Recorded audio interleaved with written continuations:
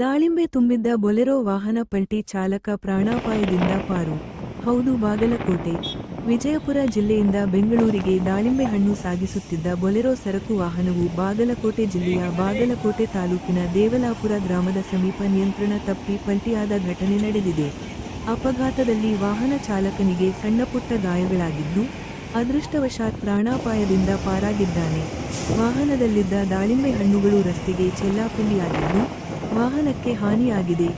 ಘಟನೆಯ ಮಾಹಿತಿ ತಿಳಿಯುತ್ತಿದ್ದಂತೆ ಸ್ಥಳೀಯರು ಚಾಲಕನಿಗೆ ನೆರವು ನೀಡಿ ಸುರಕ್ಷಿತ ಸ್ಥಳಕ್ಕೆ ಸ್ಥಳಾಂತರಿಸಿದರು. ಸಂಬಂಧಿಸಿದ ಪೊಲೀಸ್ ಠಾಣೆಯ ಅಧಿಕಾರಿಗಳು ಸ್ಥಳಕ್ಕೆ ಭೇಟಿ ನೀಡಿ ಪರಿಶೀಲನೆ ನಡೆಸಿದ್ದು, ಪ್ರಕರಣ ದಾಖಲಿಸಿಕೊಂಡು ಮುಂದಿನ ಕ್ರಮ ಕೈಗೊಂಡಿದ್ದಾರೆ. ವರದಿ ರಾಜು ಭಜಂತ್ರಿ.